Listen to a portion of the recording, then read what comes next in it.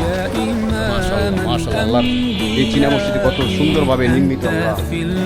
এই সেই ঐতিহাসিক চীনা মসজিদ 1863 সালে নির্মিত, বিভিন্ন চীনা কাজ, টাইলস দিয়ে, রঙিন কাজ, কারো কাজ দিয়ে নির্মিত বিধায় এটা চিনি টাইলস থেকে চিনি মসজিদ নামকরণ করা হয়ে থাকে।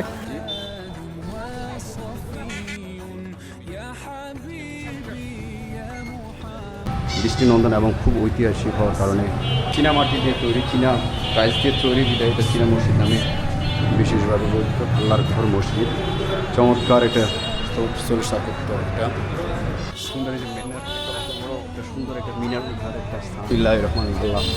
দোতলাটা তালা দেওয়া আছে, তারপর আমি ঘুরে দেখছি আসলে অনেক সুন্দর এই চীনা মসজিদটি। আল্লাহু আকবার, অসাধারণ তৈল স্থাপত্য দিয়ে। হ্যাঁ, উপরেরটা আরও অংশটা সুন্দর, 3 রুম বিশিষ্ট উপরে এই চীনা মসজিদটি।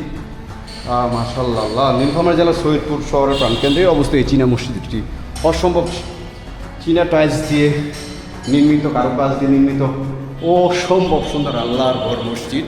এই চীনা মসজিদটি, অনেকগুলো মসজিদ বাংলাদেশে বিভিন্ন দ্বার প্রান্ত থেকে মানুষজন এখানে আসেন এবং এই চীনা মসজিদটি অবশ্যই ঘুরে দেখেন। এবং মুসলিমদের ঐতিহাসিক যে এলাকার মহল্লার মানুষদের 1863 সালে নির্মিত স্থানীয় লোকদের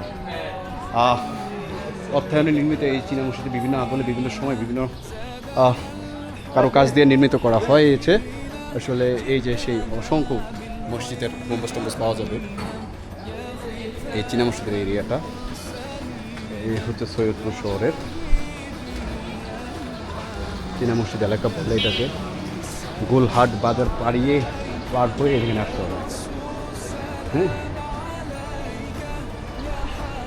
সৈয়দপুর শহরের প্রাণকেন্দ্রে নির্মিত অবস্থিত এই চিনি মসজিদটি বাংলাদেশের অন্যতম সুন্দর ও ঐতিহাসিক এই মসজিদটি। এই যে রঙিন টাইলস সের কারুকাজ মসজিদটিকে দিয়েছে অনন্য সৌন্দর্য। তো অসংখ্য এমন মসজিদের এই মিনার, মন্দির এগুলো পেয়ে যাবেন।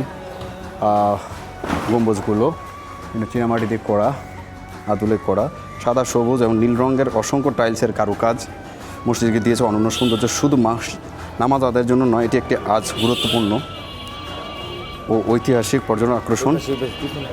প্রতিদিন দূর দূরান্ত থেকে মানুষজন এই মসজিদটি, অসাধারণ স্থাপত্যটি দেখতে আসেন এখানে। আমি আল্লাহর ঘর মসজিদটি, আপনারা যদি কখনো সৈয়দপুরে আসেন অবশ্যই এটা দেখে যাওয়ার অনুরোধ রাখছি। অনেক সুন্দর এই মসজিদটি। শুক্রবার হওয়ার কারণে কিছুক্ষণ মসজিদের নামাজ পড়ার জন্য প্রস্তুতি নিচ্ছে। জুমার নামাজ আদায় হবে কিছুক্ষণ পর।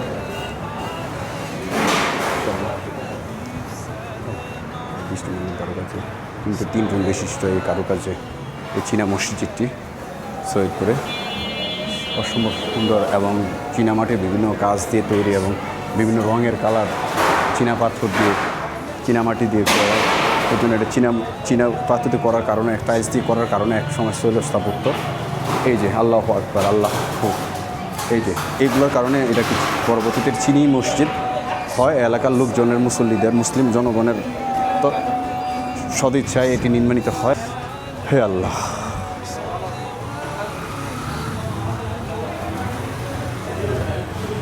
মাশাআল্লাহ, একটা কি সুন্দর গ্রাম, সবাই নামাজ আদায় করছেন।